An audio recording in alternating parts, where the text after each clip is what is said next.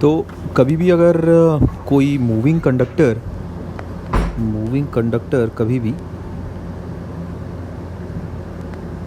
अगर magnetic field lines को cut करता है, cuts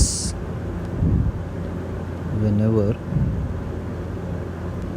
cuts the magnetic field lines,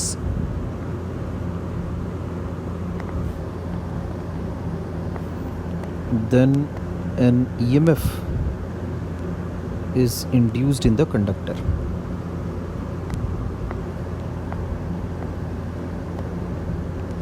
ठीक है. The rate at which the conductor cuts the field lines equals to induced EMF. ठीक है. अच्छा, यानी ये जो रेट है ये क्या है, d∅/dt equals to EMF induced. क्या बोला जा रहा है कि कभी भी अगर मूविंग कंडक्टर कट करेगा मैग्नेटिक फील्ड लाइंस को, then EMF will be induced in the conductor. और EMF इंड्यूस्ड का जो मैग्नीट्यूड है वो अपने को फैराडे लॉ से मिलेगा, है ना. फैराडे बेसिकली इंड्यूस्ड EMF का मैग्नीट्यूड ही देता है. बाकी तो डायरेक्शन के लिए अपने पास लेंस लॉ है, क्रॉस प्रोडक्ट भी है, मैं वो भी चीज़ तुम्हें बता दूंगा बड़े अच्छे तरीके से. तो यहाँ देखो मुद्दा ऐसा है, अगर मान लेते हैं तुम्हारे पास ट्रांसलेशनल EMF की अगर मैं बात करूं,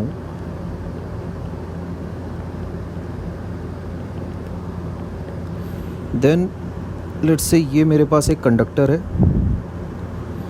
तो इसकी एक वेलोसिटी है ये ऐसी, यहाँ मैग्नेटिक फील्ड लाइंस हैं into the plane of the paper, ऐसा ये मामला है. तो अब ये तो साहब कट कर रहे हैं मैग्नेटिक फील्ड लाइंस को. लेट्स से बहुत छोटे से टाइम इंटरवल dt में मान लेते हैं कंडक्टर इतना आगे आ गया, ठीक है. तो उसने ये dx दूरी आगे चली, मान लेते हैं कंडक्टर की जो लेंथ है let's say that is small l, ठीक है. अच्छा, तो जितनी फील्ड लाइंस, बहुत छोटी सी फील्ड लाइंस वो कट करेगा, कितनी फील्ड लाइंस वो कट करेगा, b तो कांस्टेंट है तुम्हारे पास, d∅, that will be BDA, ठीक है. Number of field lines cut by the conductor in small time dt, ठीक है. अच्छा, किस रेट से वो फील्ड लाइंस को कट कर रहा है, क्या करेंगे भाई इसके लिए, this will be equal to BDA/dt. अब जो DA है उसको मैं क्या लिख सकता हूँ, DA हो जाएगा मेरे पास LDX, जो एरिया है ना, ये जो एरिया है ये, ठीक.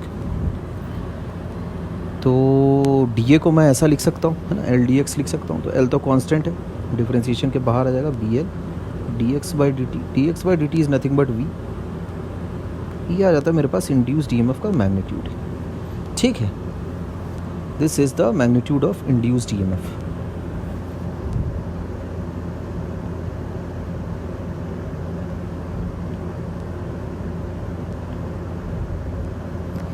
अच्छा, इंड्यूस्ड EMF का मैग्नीट्यूड आ चुका है अपने पास. ये इसको डिराइव करने की पहली अप्रोच थी, ठीक है. This was approach number 1.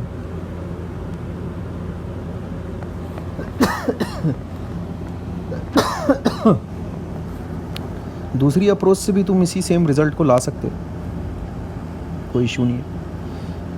Direction के बारे में इंड्यूस्ड करंट की हम लोग बाद में बातचीत करते हैं. अभी तो फिलहाल इंड्यूस्ड EMF जो अपन ने निकाला है उसका बस मैग्नीट्यूड निकाला है. दूसरी अप्रोच देख लो.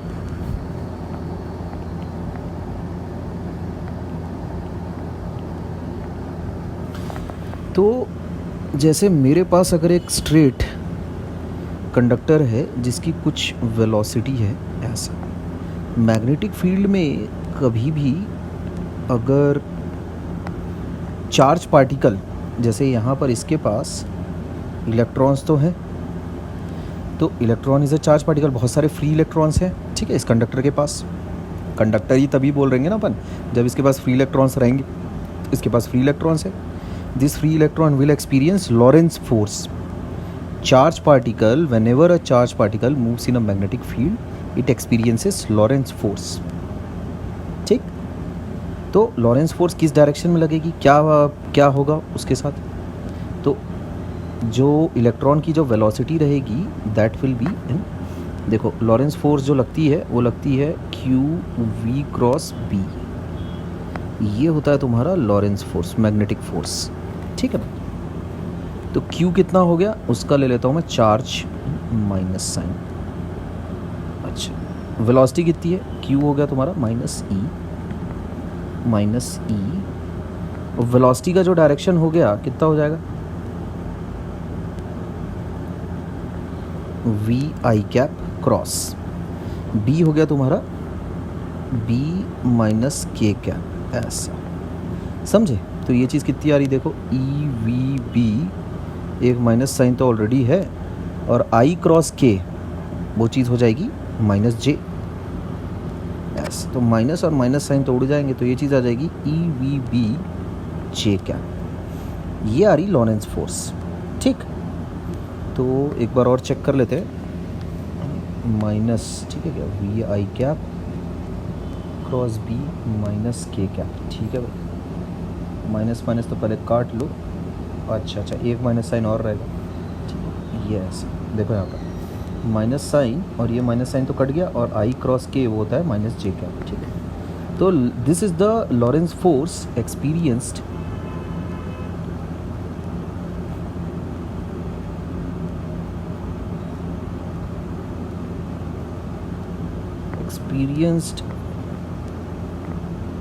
बाय एन इलेक्ट्रॉन, ठीक है।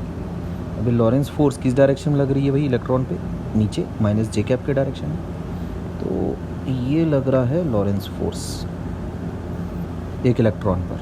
अच्छा, इसकी वजह से होगा क्या, जितना भी नेगेटिव चार्ज है वो नीचे आकर जमा हो जाता है, जितना भी पॉजिटिव चार्ज है इसका मतलब वो ऊपर आ गया भाई। नेगेटिव चार्ज का डिफिशिएंसी ही तो पॉजिटिव चार्ज है, और क्या है ऐसा। इस चार्ज सेपरेशन की वजह से एक इलेक्ट्रिक फील्ड क्रिएट होती है। हम सभी को पता है कि पॉजिटिव से नेगेटिव की तरफ एक इलेक्ट्रिक फील्ड क्रिएट होती है ना। जो ये चार्ज सेपरेशन हुआ है उसकी वजह से एक इंड्यूस्ड इलेक्ट्रिक फील्ड है ना, due to the charge separation there is an electric field created, समझे, एक इलेक्ट्रिक फील्ड क्रिएट होती है। तो उस इलेक्ट्रिक फील्ड को अपन इंड्यूस्ड इलेक्ट्रिक फील्ड बोलते हैं, बिकॉज ये मोशन अगर नहीं होता तो वो इंड्यूस्ड इलेक्ट्रिक फील्ड भी क्रिएट नहीं होती, ठीक। तो the direction of the induced electric field is from positive and positive terminal to negative terminal, समझे, ठीक है। यहाँ अगर मैं नाम दे दूँ P और Q, तो the direction of induced field electric in nature is from P to Q, ठीक है, नीचे की तरफ। अच्छा, तो इलेक्ट्रिक फील्ड नीचे की तरफ है, ये इंड्यूस्ड इलेक्ट्रिक फील्ड है, तो इलेक्ट्रॉन नेगेटिवली चार्ज पार्टिकल है तो उस पर फोर्स ऊपर की तरफ लगेगी, ठीक है। This is the direction of induced field electric force, ठीक है बात। अब इलेक्ट्रिक फोर्स की वैल्यू कितनी बैठेगी तुम्हारे पास, एक इलेक्ट्रॉन है ना, ये एक इलेक्ट्रॉन ठहरा, इस पर नीचे की तरफ लग रही है लॉरेंस फोर्स, ऊपर की तरफ फोर्स लग रही है इलेक्ट्रिक फोर्स। जब दोनों फोर्सेस थोड़ी देर के बाद बैलेंस हो जाएगी, ठीक है, दोनों फोर्सेस थोड़ी देर के बाद तो बैलेंस हो जाएगी, तब उसके बाद when electron is in equilibrium, जब ये इलेक्ट्रॉन का मोशन रुक जाएगा है ना, तभी रुकेगा जब ये इलेक्ट्रिक फोर्स और मैग्नेटिक फोर्स जब दोनों बराबर रहेंगी। तो इलेक्ट्रिक फोर्स लगती है E है ना, q e, force equals to charge times field बराबर ई वी बी है ना। मैग्नेटिक फोर्स इतनी है, तो इसको हटा ही लेते हैं, तो इससे मेरे पास इंड्यूस्ड इलेक्ट्रिक फील्ड जो बन रही है उसकी वैल्यू आ जाती है। ठीक है, this is the induced electric field. ये जो इंड्यूस्ड फील्ड है ये आ गई मेरे पास इसकी वैल्यू। ठीक है क्या, ये आ गया मेरे पास। ठीक है बात, ये ध्यान में रखना, दिस इज़ इंड्यूस्ड फील्ड, बहुत इंपॉर्टेंट है। अच्छा, अभी ध्यान दोगे, ऊपर वाला जो टर्मिनल है वो आ गया पॉजिटिव और ये नीचे हो गया तुम्हारे पास नेगेटिव। तो ऊपर वाला एंड मैं बोल रहा हूँ P, नीचे वाला एंड बोल रहा हूँ मैं Q। तो हायर पोटेंशियल है ना minus lower potential, potential difference अपन कैसे लिखते हैं, हायर पोटेंशियल माइनस कितने का ड्रॉप हुआ on moving in the direction of magnetic field lines, है ना, कितने का ड्रॉप होगा, E times L, field times distance ED, ये चीज़ तुम्हें सिखाई है, E टाइम्स L बराबर, अब मेरे पास आ गया लोअर पोटेंशियल ऐसा। तो पोटेंशियल डिफरेंस कितने का आ गया, VP माइनस VQ कितना हो जाएगा भाई, पोटेंशियल डिफरेंस कितने का आ गया, EL। E की कितनी वैल्यू है मेरे पास, यहाँ से उठा के पटक दो, समझे कितना आ जाएगा ये, VBL। तो द पोटेंशियल डिफरेंस है ना which exist between the ends of the conductor is BLV, ये दूसरी अप्रोच है। ठीक है, this is the potential difference existing between the ends of the conductor. ठीक है, मूविंग कंडक्टर। तो एक कंडक्टर का, तुम एक कंडक्टर को ऐसा भी अज्यूम कर सकते हो, जैसे ये अगर कंडक्टर है तुम्हारे पास ऐसा मूविंग ऐसा, ठीक है, तो this conductor can be assume to be, इसको ऐसा अज्यूम कर लो, ये L हो गया, लेंथ इसकी L है, तो इसको ऐसा अज्यूम कर लो, ये ऐसा। ठीक है, EMF इसका कितना हो जाएगा, BLV ऐसा, समझ गए। अच्छा, इस कंडक्टर का कुछ ना कुछ इंटरनल रेजिस्टेंस रहेगा। ठीक है, अगर एक्सटर्नल रेजिस्टेंस अगर इसमें मैं लेट से जोड़ देता हूँ, if the circuit is completed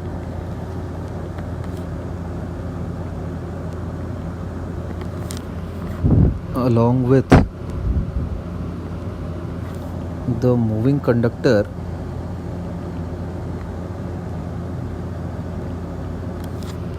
current flows। ठीक है बात, यानी उसको अपन ऐसा कर सकते हैं, ये हो गया तुम्हारा जो कंडक्टर है उसका रेजिस्टेंस कुछ होगा स्मॉल r, ये मेरे पास EMF हो गया, एक्सटर्नल सर्किट का कुछ रेजिस्टेंस होगा कैपिटल R। तो मेरे पास करंट जो फ्लो करेगी किस प्रकार से करेगी, ये ऐसा करंट फ्लो करेगी। ठीक है, ऐसी करंट फ्लो करेगी, तो ये करंट की वैल्यू हो जाएगी E/R + R ऐसा। ठीक बात, ये हो जाएगा करंट फ्लो। अच्छा, अब आते हैं डायरेक्शन ऑफ करंट पर। ठीक है, तो किस डायरेक्शन में करंट फ्लो करती है भाई, उस पर भी थोड़ा बातचीत कर ली जाए। तो डायरेक्शन ऑफ करंट बेसिकली तुम दो तरीक़ों से निकाल सकते हो। Direction of current due to induced EMF,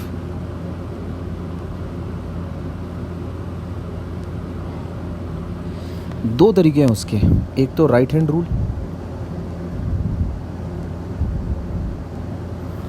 तो दूसरा V×B से भी निकाल सकते हो। मैं तो ये V×B से ही कर लेता हूँ, और 10वीं में जो लोग पढ़ते हैं उनको सिखा भी देता हूँ। जनरेटर के टाइम पे डायरेक्शन ऑफ इंड्यूस करंट सबने निकाली है, जितने लोग यहाँ से पढ़े हैं। कुछ लोग हैं जो ताता थैया करके निकालते हैं, वो भरतनाट्यम करते हुए, और बाकी V×B से तो ऐसे ही आ जाता है तड़ से। देखो मैं क्या बोल रहा हूँ, V×B तुम्हें डायरेक्शन भाई माइनस V×B जब तुम करते हो तो फोर्स का डायरेक्शन पता चल जाता है ना। ये आसान वाला केस है, इसको पहले डिस्कशन कर लेते हैं। जैसे ये तुम्हारे पास कंडक्टर ठहरा, मान लेते हैं फील्ड ऐसी है, ठीक, ये लेट से फील्ड है तुम्हारे पास ऐसा, ये फील्ड है, वेलोसिटी ये रही ऐसा, ठीक है। अच्छा, तो अभी डायरेक्शन ऑफ इंड्यूस्ड करंट बताना है किस डायरेक्शन में है। मेरा ये बोलना है कि फोर्स इलेक्ट्रॉन्स पर नीचे की तरफ लग रही थी, तो प्रोटॉन्स किस तरफ, मैं ऐसा बोल सकता हूँ ना कि बाकी जो पॉजिटिव चार्ज की मूवमेंट है वो ऊपर की तरफ है, तो इंड्यूस्ड करंट की डायरेक्शन ऐसा हो गया। समझ रहे हो, ये हो गया डायरेक्शन ऑफ इंड्यूस्ड करंट, ठीक है। ऐसा, तो v क्रॉस b से आ जाएगा वो तुरंत, बिकॉज माइनस ऑफ है ना v क्रॉस b, ठीक है, तो माइनस q की वजह से minus v cap cross b cap, समझे? This is the direction of force on electron, तो इलेक्ट्रॉन की मूवमेंट है ये, ठीक है क्या? तो this gives electronic movement, direction of electronic movement, ठीक है। तो अपने को तो प्रोटॉनिक मूवमेंट चाहिए, तो इसका अपोजिट होगा, समझे? Therefore direction of current, direction of induced current will be v cross b is given by v cross b, ठीक है, ये ध्यान रखेंगे, दिस इज इम्पोर्टेंट, ये बहुत इम्पोर्टेंट है। इसको तुम लेंस लॉ से भी देख सकते हो, डायरेक्शन ऑफ इंड्यूस्ड करंट को, लेंस लॉ से भी तुम देख सकते हो। थर्ड अप्रोच मैं बताता हूँ, लेंस लॉ से भी हो जाएगा। डायरेक्शन ऑफ इंड्यूस्ड करंट या induced EMF, direction of current can also be picked up by, can also be given by Lenz law, ठीक है, वो भी बताता हूँ मैं कैसे। पहले तो राइट हैंड रूल बता देता हूँ। तो राइट हैंड रूल बेसिकली किसी भी किताब में तुमको दिख जाएगा, ठीक है। अब मेरी ड्राइंग अच्छी नहीं है, इसमें क्या बताएं, अब ड्राइंग मेरी उतनी कुछ खास नहीं है, मैं अच्छे से बना के बताता हूँ। किताब गिर रही है,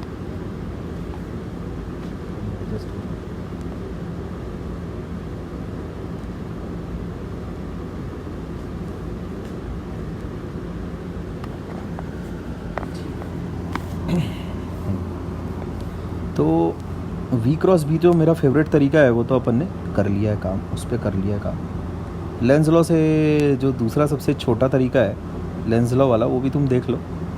जैसे मतलब उसमें कैसा है, जैसे अगर मान लेते हैं कंडक्टर अगर राइट साइड में मूव कर रहा है, ठीक, तो वो जो एरिया कट हो रहा है वो बढ़ रहा है। तो एरिया अगर बढ़ रहा है, इसका मतलब मैग्नेटिक फोर्स किस तरफ लगेगी? पीछे की तरफ लगेगी बाय लेंस लॉ, ठीक है। क्यों ऐसा? भाई करंट तो है इसमें, ये बात तो पक्की है, मेरे को बस ये डिसाइड करना ना करंट किस डायरेक्शन में है, ऊपर है कि नीचे है, क्योंकि फील्ड तो ऐसी है, देखो ये फील्ड है ना, ये फील्ड है तुम्हारे पास, ठीक। अच्छा, और वेलोसिटी की भी डायरेक्शन मेरे को पता है किस तरफ है, ये ऐसा। तो इसकी इस मोशन की वजह से क्या हो रहा है? एरिया कट हो रहा है, देखो एरिया कट हो रहा है ना, ये देखो एरिया कट हो रहा है। तो इस मतलब जो फील्ड लाइन से वो कट हो रही है, तो एरिया बढ़ता जा रहा है, जैसे जैसे है ना, जितना आगे वो जाएगा, जितना राइट साइड जाएगा, उतना ज़्यादा वो कट करेगा एरिया को, लाइंस को उतना ज़्यादा कट करेगा। तो वो जो एरिया है जिसमें ये सारा फ्लक्स चेंज हो रहा है, वो एरिया बढ़ता जा रहा है, ठीक। तो एरिया को रिड्यूस कराने के लिए जो मैग्नेटिक फोर्स लगनी चाहिए है ना, वो इस तरफ लगनी चाहिए, समझ रहे हो? पीछे की तरफ लगनी चाहिए। ये magnetic force on the conductor की बात कर रहा हूँ मैं, ठीक है, वो ऐसी लगनी चाहिए। Magnetic force on the conductor should be backwards.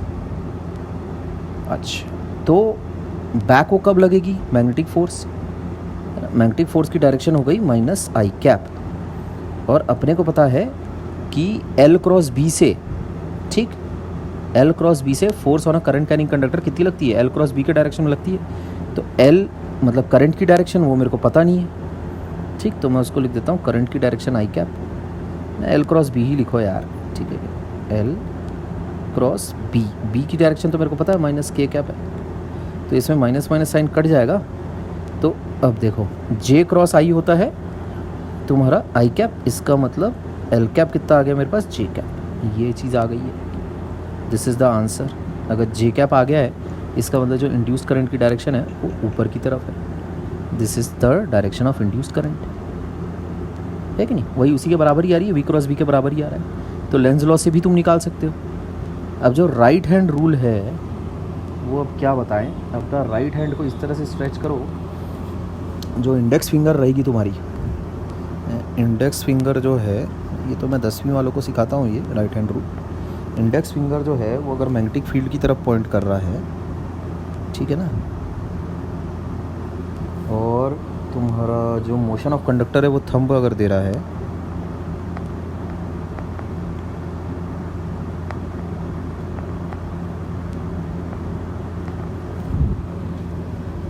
तो ये चीज़ है ना, इंडेक्स फिंगर मैग्नेटिक फील्ड है, मोशन ऑफ कंडक्टर थंब है, देन ये दोनों क्राइटेरिया पूरे होंगे, पहला तो दूजा, देन तुम क्या बोलोगे, जो मिडिल फिंगर है वो तुम्हें middle finger gives the direction of induced current. समझ लिए बात? ठीक, तो मामला कुछ ऐसा दिखेगा, देखो ड्रॉ करने की कोशिश करता हूँ मैं। ये जैसे इंडेक्स फिंगर ऐसा है, ये थंब ये ऐसा है, कभी जन्म में थंब तो इतना बड़ा होता नहीं है ऐसे, क्या बता रहा हूँ, ऐसा बना लेते हैं कुछ ऐसे इस तरह का, और मिडिल फिंगर ऐसा हो गया, थोड़ा बड़ा कर लेते हैं इसको ऐसा। यार ये तो बतख बन गई है, हट सर मुझसे नहीं होगा, लिख दिया मैंने। इंडेक्स फिंगर मतलब क्या, इंडेक्स फिंगर कैसे बताऊँ, जो थंब और मिडिल फिंगर के बीच वाला जो फिंगर होता है वो इंडेक्स फिंगर है। ठीक, राइट हैंड रूल लगाना, राइट हैंड मैं लिख देता हूँ बे, वरना पता चला तुम साले अजबी गजब कुछ नया फोड़ दिए। Right hand thumb rule, right hand rule बोलो, ऐसा फ्लेमिंग्स राइट हैंड रूल या फिर जो भी बोलो। ठीक है, 3 तरीक़ों से तुम डायरेक्शन ऑफ करंट निकाल सकते हो, समझ गए? अच्छा, तो इसमें 2 बातें मुख्य हैं और बची हुई जो, ठीक है, फिर उसके बाद रोटेशनल ईएमएफ पर भी आते हैं तुरंत। एक सेकंड, अच्छा, तो हाँ मैं कह रहा था 2 बातें इसमें मेन हैं। जैसे कि अगर किसी ने तुमसे सवाल किया,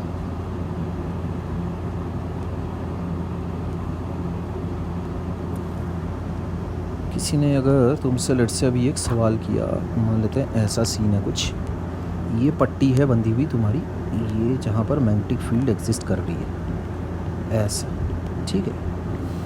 अब एक रेक्टेंगुलर कॉइल है, ठीक है, तो वो पहले इनिशियली उसने एंट्री मार दी ऐसे,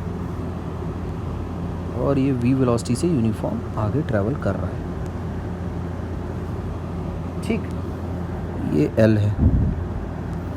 अच्छा, अभी इसके बाद ये हो गया फिगर A, फिगर B में वो अंदर घुस गया है, ये रेक्टेंगुलर पट्टी है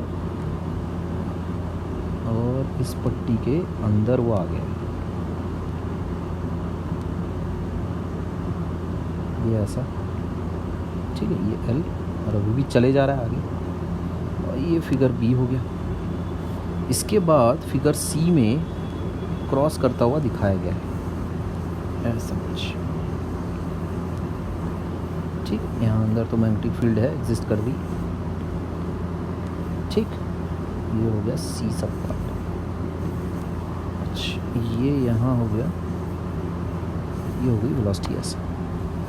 तुमको A, B और C में discuss the direction of current ना in the loop, flowing in the loop, ये A, B, ये C और ये D, A, B, ये C और ये D, A, B, C और ये D, ठीक है।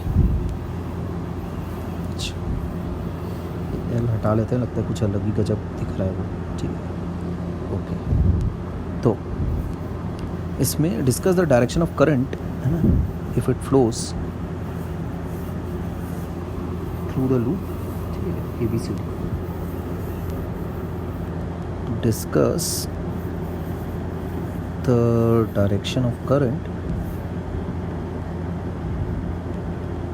Flowing in the loop ABCD, ठीक है। किस किस डायरेक्शन में भाई करंट वरेंट फ्लो कर रही है अपने को सब बताओ। अच्छी बात है। तो सबसे पहले देखो V क्रॉस B लगाओ, धाएँ धाएँ, ठीक है क्या। V क्रॉस B से तुरंत आती है तुम्हारे पास डायरेक्शन ऑफ करंट। अच्छा देखो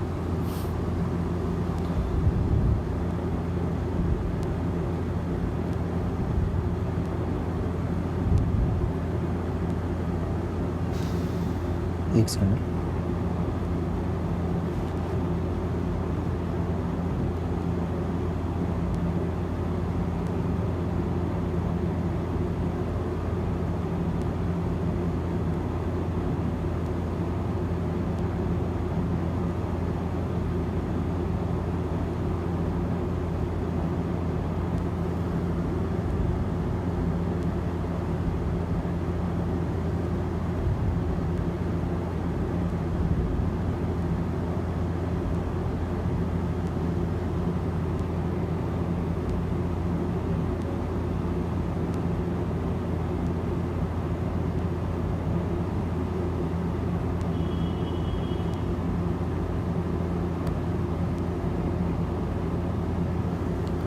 अच्छा तो यहाँ देखो सोच लिया कुछ अच्छा और इंटरेस्टिंग हो रहा है।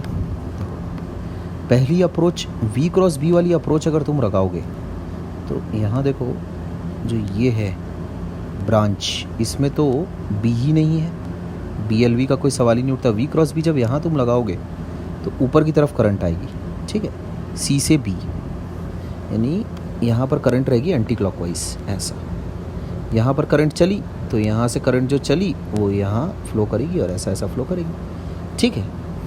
यहाँ पर देखो कुछ इंटरेस्टिंग सिनेरियो हो रहा है, इसको दोनों अप्रोच से कर लेते हैं। चलिए इसको देखो कैसे कर सकते हो तुम। ए वाला जो फिगर है वहाँ पर सिचुएशन कैसी है, एक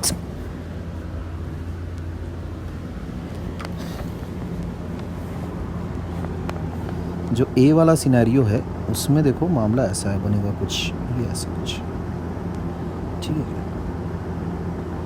जो ABCD है वो मामला कुछ ऐसा चलेगा, ठीक है, करंट ऐसी फ्लो करेगी। अच्छा ठीक है, V क्रॉस B से ऐसा आ जाएगा, तुम करके देख लेना। V क्रॉस B तो अपना किया ही हुआ है। B वाले केस में कैसा होगा देखो,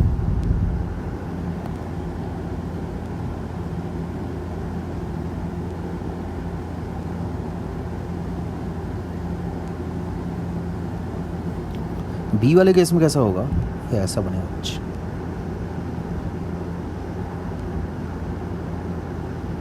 समझ रहे बात। तो इसमें नेट करंट तुम्हारे पास ज़ीरो रहेगी, ये दो इक्वल EMFs रहेगी ना, तो दिस इज इक्वलेंट टू ये ऐसा जीरो EMF, समझ गए, नो करंट, ठीक है बात। कोई करंट फ्लो नहीं करेगी, कितना लॉजिकल है, देखो कितना बढ़िया है, कोई करंट फ्लो नहीं करेगी। अच्छा C वाले सिनेरियो में मामला ऐसा कुछ जमेगा। इस बार जो सेल रहेगी वो यहाँ पर रहेगी, क्योंकि बाहर इस तरफ B ज़ीरो है, इस वाली आर्म पे B ज़ीरो है ना। अच्छा दूसरी एक और बात, जो आर्म AB और CD है, मैग्नेटिक फील्ड वहाँ जीरो नहीं है, वेलोसिटी भी है, बट जो लेंथ है वो एक्चुअल में परपेंडिकुलर होनी चाहिए। वेलोसिटी और जो लेंथ है वो तुम्हारी पैरेलल है, ठीक। तो ऐसा वाला जब भी सीन होगा तो कोई इंड्यूस्ड EMF नहीं होगा, ध्यान रखना इस चीज़ को। मैं अभी आगे थोड़ा सा और बता भी दूंगा, बहुत अच्छे तरीके से बता दूंगा, ठीक है ना। इसमें ये बात नोट डालने लायक है, अभी मैं इसके आगे और इसको एलैबोरेट भी करूंगा बहुत अच्छे प्रकार से। अगर ऐसा तुम्हारा हो गया कि BLV में से if any two are parallel, इसके बारे में मैं और आगे भी बात करूंगा अभी थोड़ी देर में। If any two are parallel then no induced EMF is generated in the moving conductor।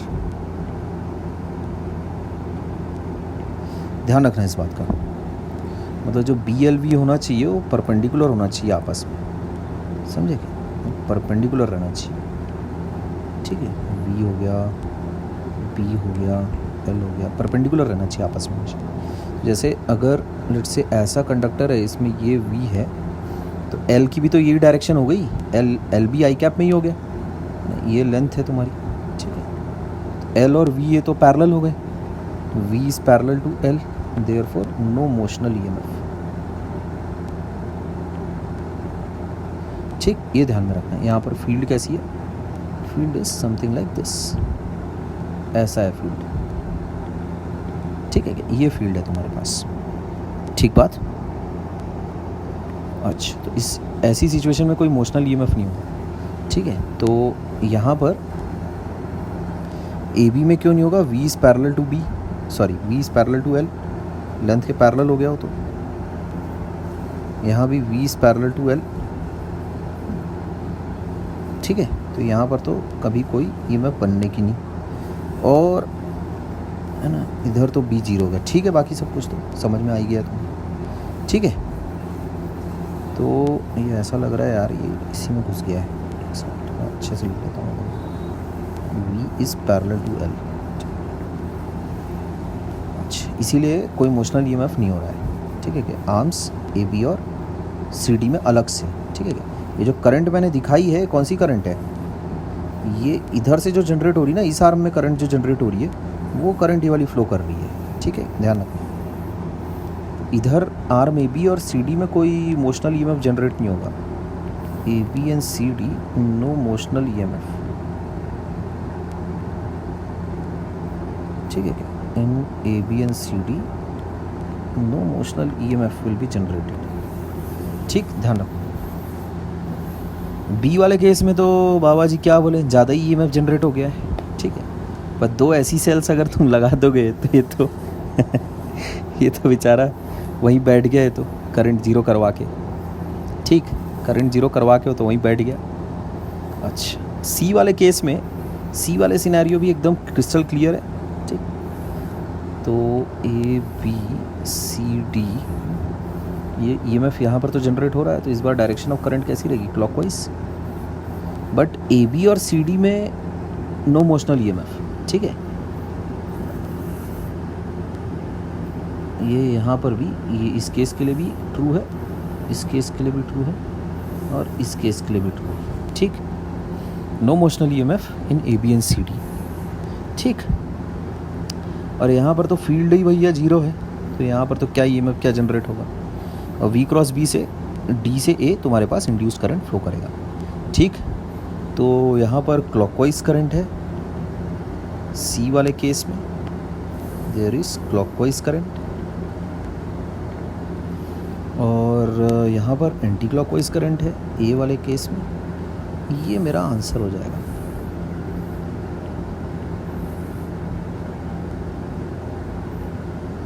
ये मेरा आंसर हो जाता है, ठीक।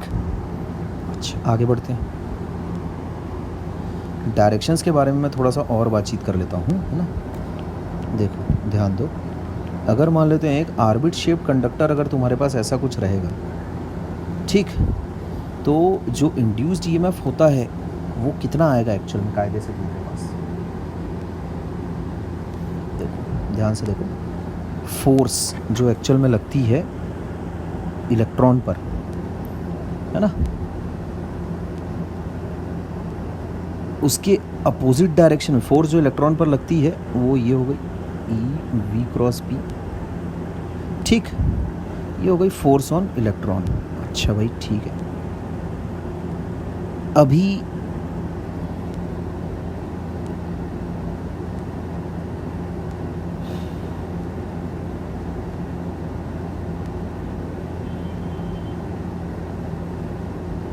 हाँ, ठीक है, ये फोर्स ऑन इलेक्ट्रॉन हो, तो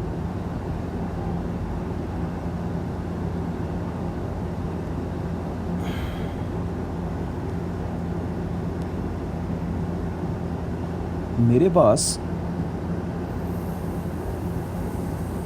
अगर मुझे, है ना, मान लेते हैं पॉजिटिव चार्ज को इस फोर्स के अगेंस्ट, है ना, इतनी फोर्स लग रही है नीचे की तरफ, तो नहीं, मेरे को कितना इंड्यूस्ड ईएमएफ जैसे अगर मेरे को निकालना है, ठीक, ऐसा क्रॉस प्रोडक्ट की भाषा में, तो डायरेक्शन के लिए मेरे को एक मिनट,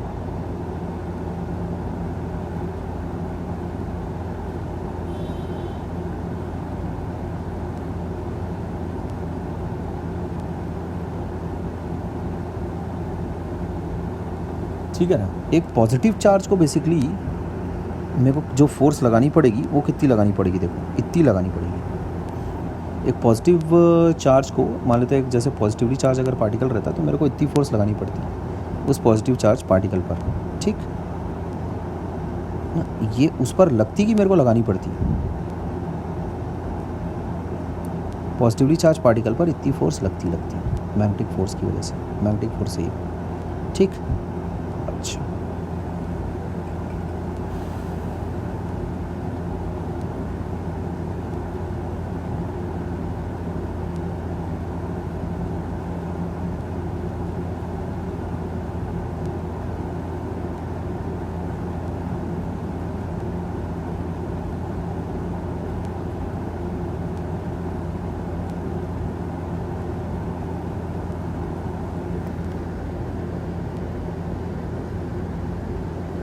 एक मिनट।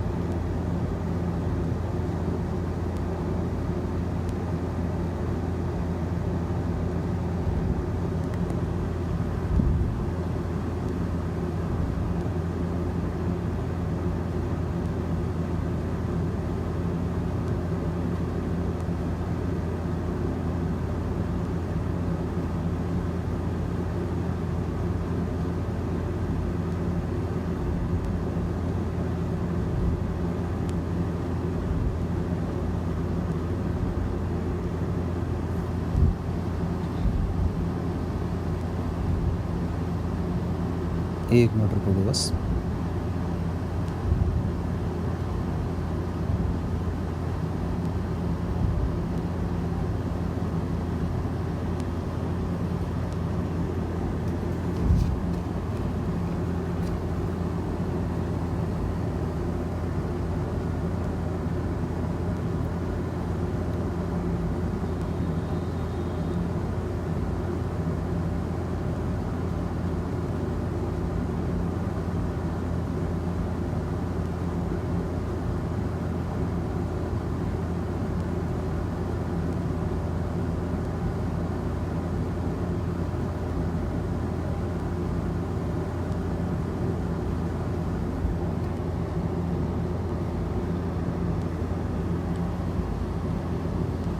ठीक है, तो मेरा इसमें ये बोलना, हाँ मेरा इसमें ये बोलना, कहाँ थे हम लोग कि, अच्छा ठीक है, हाँ। तो जैसे अगर तुम्हारे पास एक आर्बिट्री शेप्ड वायर है, ठीक है, आर्बिट्री शेप्ड वायर है,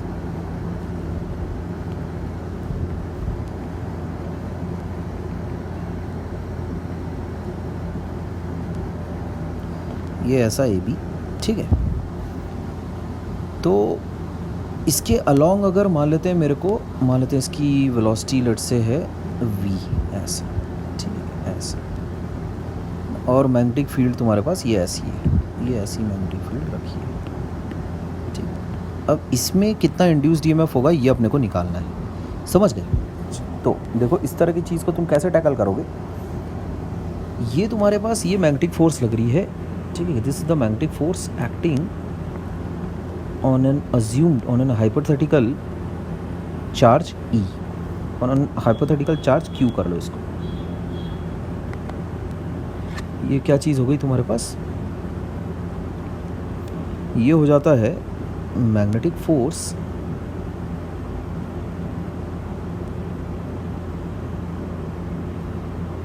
एक्टिंग ऑन चार्ज Q, है ना। अच्छा, तो यही वो फोर्स है एक्चुअल में जो मूवमेंट ऑफ चार्ज करवा रही है, यानी जो इंड्यूस्ड ईएमएफ, जो ईएमएफ जो जनरेट करवा रहा है ना, जो करंट जो जनरेट करवा रहा है, वो यही वाली फोर्स है, ठीक। अच्छा, तो work done by this force, अगर मान लेते DL, लेट्स से ऐसा छोटा DL1 मान लेते यहाँ से यहाँ, ये ऐसा मूव कर गया अपना चार्ज, ये ऐसा DL1 मूव कर गया, समझे। तो वो कितना हो जाएगा वर्क डन, DL DW बराबर इतना हो जाएगा Q V cross B dot DL। अच्छा, work done per unit charge वो कितना होगा, मैं उसको बोल सकता हूँ EMF, छोटा सा EMF कितना जनरेट होगा, V cross B dot DL। यहाँ पर देखो एक बहुत ही खास बात मैं तुमको बताने वाला हूँ। V cross B is a vector which is perpendicular to both V vector and B vector, ऐसा perpendicular to both V vector and B vector। अच्छा, तो ये वेक्टर कैसा होगा भाई, यहाँ मान लेते हैं V कैप है, लेट्स से ये मान लेते हैं B कैप हो गया, ये V कैप हो गया, ऐसा वेक्टर जो कि V कैप और B कैप दोनों के परपेंडिकुलर है, और V और B आपस में खुद ही परपेंडिकुलर हैं ऑलरेडी, वो मेरे को दिया हुआ है, ठीक। ये दोनों तो आपस में परपेंडिकुलर हैं ही, V और B आपस में दोनों परपेंडिकुलर है। अभी मेरे पास एक ऐसा वेक्टर मेरे को ऐसी डायरेक्शन में चाहिए जो कि दोनों के परपेंडिकुलर है, ठीक है। अच्छा, तो वो मैं इधर उठा लेता हूँ, वो एल कैप के अलॉन्ग होगा, ये ऐसा एल कैप के अलॉन्ग होगा, वेक्टर परपेंडिकुलर टू, है ना, बोथ A एंड B, ये कैसा होगा, this will B along L cap, ठीक है।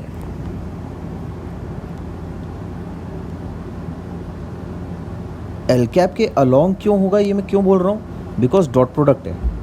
मुझे देखो यहाँ देखो, मैं लॉजिक बिल्डअप करता हूँ, V क्रॉस B मेरे को एक ऐसा वेक्टर मिलेगा जो कि V के भी परपेंडिकुलर है और B के भी परपेंडिकुलर है, ये मेरा स्टेटमेंट 1 है। दूसरा, since I am taking the dot product with DL vector, इसका मतलब जो वेक्टर आएगा मेरे पास वो कैसा होना चाहिए, अलॉन्ग एल वेक्टर होना चाहिए, क्योंकि अगर कभी भी अगर तुम दो वेक्टर्स का डॉट प्रोडक्ट ले रहे हो तो हम लोग उसमें कैसे लेते हैं, जो परपेंडिकुलर कंपोनेंट रहता है उसके साथ तो लेते नहीं है, ठीक है क्या। तो मेरे पास दो स्टेटमेंट्स हैं basically because of the dot product. पहला स्टेटमेंट तो ये हो गया, ठीक है। दूसरा स्टेटमेंट हो गया because of the dot product with DL vector, है ना, DL कैप लिखो, DL वेक्टर लिखो, V क्रॉस B जो होगा वो अलॉन्ग तुम्हारे पास जो वेक्टर होगा V क्रॉस B, है ना, this must be along DL vector, ठीक है क्या, डॉट प्रोडक्ट की वजह से।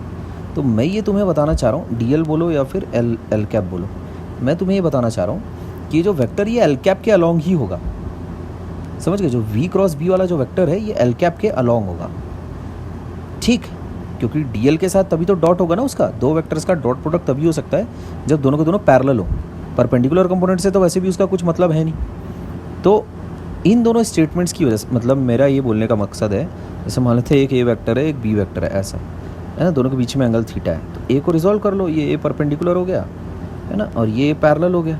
अब मेरे को बताओ A पैरेलल और B इसी का तो डॉट प्रोडक्ट में काम है, A कॉस थीटा B, यही तो है डॉट प्रोडक्ट, तो इसमें पैरेलल कंपोनेंट का ही काम रहता है ना।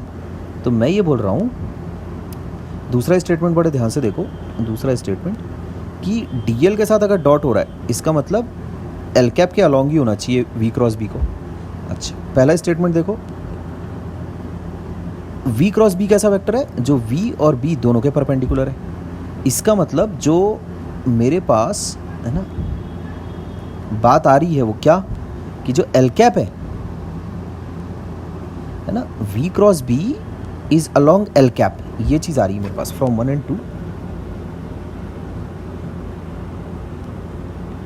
V cap cross B cap की जो डायरेक्शन होगी इज अलोंग एल कैप। ऐसा। अच्छा, इसका मतलब क्या, v क्रॉस बी अगर एल कैप के पैरेलल है, इसका मतलब क्या, v और b आपस में परपेंडिकुलर है, ये बात तो पक्की है। और एल कैप जो है ये कैसा हो गया, v cap cross b cap is parallel to l cap, ये मैं बोल सकता हूँ। ठीक है क्या? तो अब देखो v और b आपस में परपेंडिकुलर है, मेरे को गिवन है। और जो एल कैप है वो अगर v क्रॉस b के पैरेलल है, इसका मतलब वो v के भी परपेंडिकुलर और b के भी परपेंडिकुलर है। इसका मतलब v कैप, b कैप और एल कैप तीनों के तीनों म्यूचुअली परपेंडिकुलर वेक्टर्स हैं, म्यूचुअली परपेंडिकुलर वेक्टर्स हैं।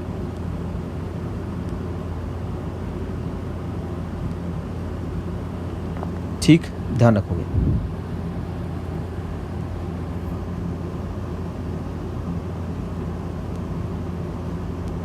अच्छा, v क्रॉस b में तुमको v और b के आपस में परपेंडिकुलर कंपोनेंट्स ही देखने हैं। ठीक है, इसमें भी ये बात ध्यान में रखना। क्यों ऐसा, v क्रॉस b में v और b को आपस में परपेंडिकुलर कर लेना, समझ रहे हो? v और b में आपस में एक दूसरे को दोनों परपेंडिकुलर कर लेना, क्योंकि क्रॉस प्रोडक्ट है। ठीक, ध्यान रखो। तो जो लॉजिक मैंने अभी तुमको दिया है, ये चीज़ पचाने में थोड़ा सा हो सकता है वक्त लगे, बट इसको इस्तेमाल करना तो बहुत ही आसान है। तो ये जो चीज़ है एल कैप, वी कैप और b cap are sets of 3 mutually perpendicular vectors, है ना। ये जो चीज़ है ये 3 म्यूचुअली परपेंडिकुलर वेक्टर्स हैं। These are 3 mutually perpendicular vectors, ध्यान रखोगे। तो पहले वी कैप और बी कैप को आपस में परपेंडिकुलर सेट कर लो। ठीक, इसको अप्लाई कैसे करना है, इस रूल को मैं बता देता हूँ अभी तुम्हें। रूल है ना, adjust V B such that they are perpendicular to each other.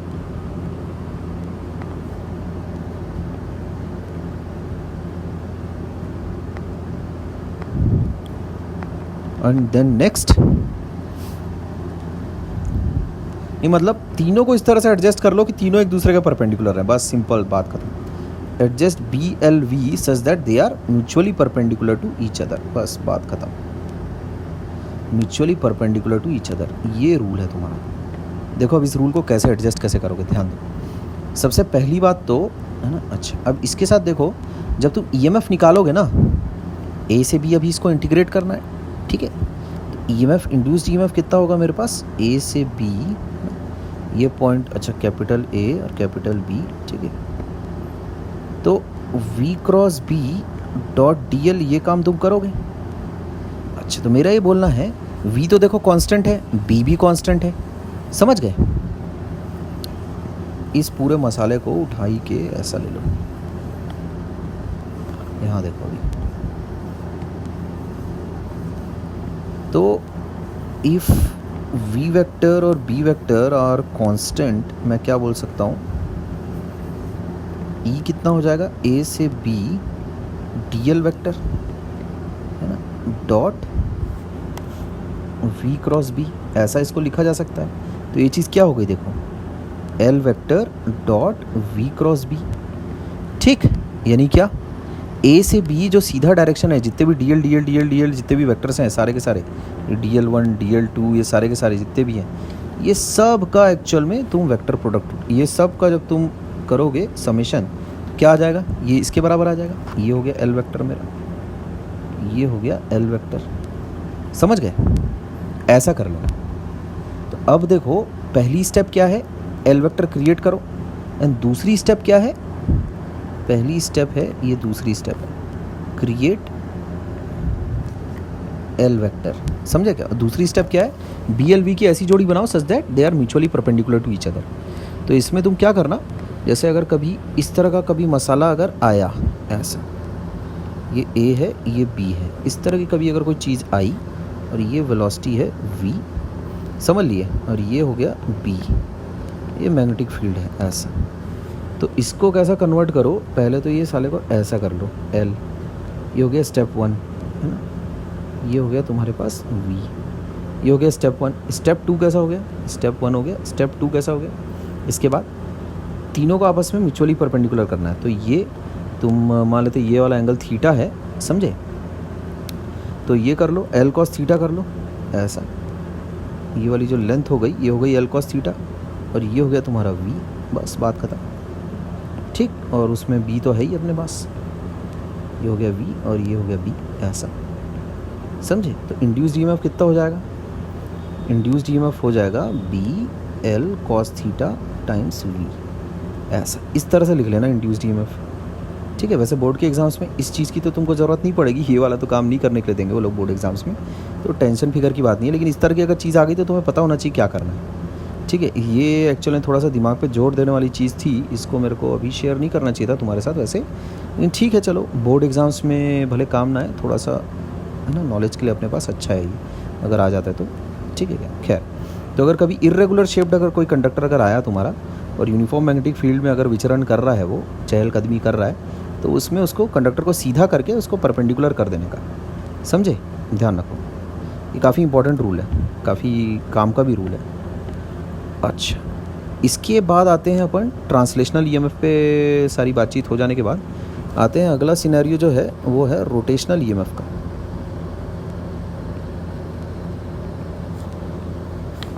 है ना? तो उसमें कैसा मामला है, बस जो ट्रांसलेशन हो रहा था, ट्रांसलेशन के ज़रिए जो तुम्हारा moving conductor actually field lines को कट कर रहा था, अभी कैसा है, ये ऐसा पिवट है, ये वाला एंड, ये वाला एंड कैसा पिवट है, फिक्स है, और ये अभी घूम रहे हैं साहब। ठीक है, मस्त अपना आराम से घूम रहे हैं, ये ऐसा घूम रहे हैं। ठीक, अच्छा अब क्या होगा भाई, घूमने की वजह से देखो दो अप्रोच है तुम्हारे पास। तुम एक काम तो ऐसा कर सकते हो कि rate at which field lines are being cut, वैसा कर लो। मान लेते हैं ये तुम्हारे पास एल लेंथ है टोटल, समझ गए? तो कैसा हो जाएगा देखो, अप्रोच 1 से अगर करोगे तो क्या कर सकते हो,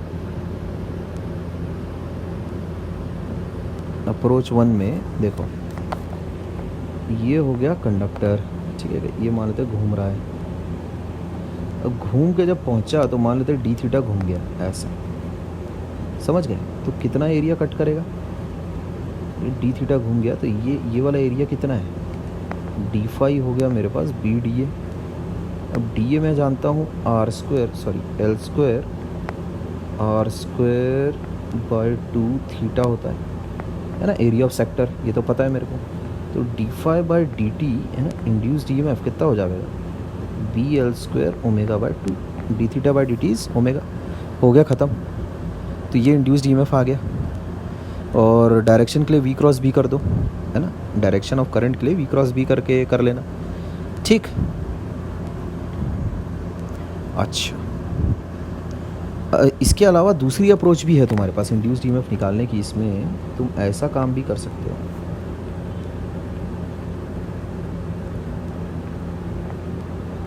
तुम ये काम कर लो, जैसे ये ऐसा हो गया कंडक्टिंग, ये है ना अपने पास कंडक्टर हो गया। अब आर दूरी पर, ठीक है, डी आर थिकनेस का एक अपन ने कंडक्टर बनाया, छोटा कंडक्टर, ये ऐसा एक छोटा सा कंडक्टर बनाया अपन ने। ठीक, उसकी स्पीड उसको पकड़ा दी, ये हो गई v, है ना। तो r दूरी पर v कितना रहता है, v रहता है r ओमेगा, ऐसा।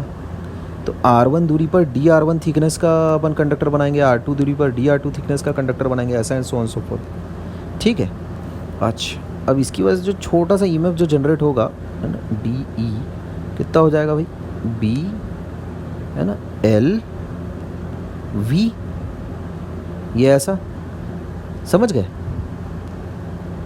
ठीक है, अच्छा इसमें डायरेक्शन ऑफ इंड्यूस करंट कैसे निकालोगे, आई cap cross minus k cap, ये चीज़ हो जाएगी आई जे जे के के आई, तो माइनस माइनस तो कट जाएगा, जे कैप हो गया यानी ऊपर की तरफ, ये हो गया इंड्यूस करंट, ऐसा हो गया इंड्यूस करंट, है ना, ये हो गया इंड्यूस करंट, समझ गए? इधर हो गया, ये हो गया इंड्यूस करंट हो गया ऐसा, ये तो अपने को पता है इंड्यूस करंट हो गया। ठीक है, तो मेरा ये बोलना है, जो ये छोटा सा ईएमएफ जो जनरेट हुआ है, इसकी वजह से due to movement of very small conductor of length dr, a very small EMF DE will be generated. ठीक है बात, will be generated. तो इसी तरह का DE1 DE2 इस तरह के बहुत सारे EMF जनरेट होंगे. इसको सब एक्चुअल में तुम्हारे सीरीज़ में रहेंगे. इस तरह का करंट कैसा है, ऊपर की तरफ है.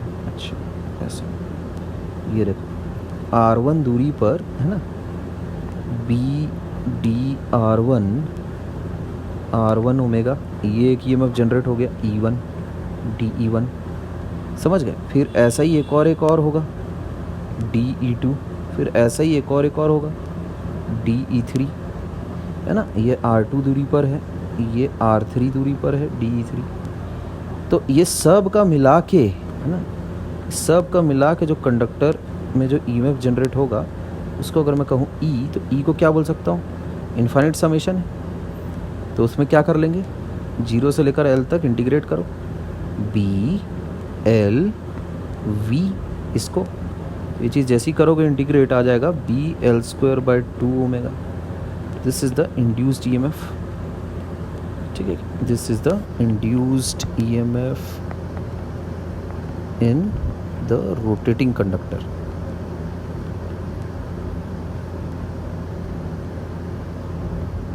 ठीक है बात. तो ये भी बहुत इंपॉर्टेंट है, वेरी इंपॉर्टेंट, डायरेक्ट फार्मूला की तरह इसको यूज़ करने का. ठीक बात. तो दोनों अप्रोच से मैंने तुमको करके दिखा दिया इसका डेरिवेशन. ठीक है ये चीज़. इसमें और कुछ छूट तो नहीं जाता है वैसे, बाकी अब जब सवाल आएगा तब देख लेंगे, और कुछ अगर रह गया होगा तो मैं बता दूंगा. ओके देन, ठीक है. अब इसको यहाँ पर ओवर करते हैं.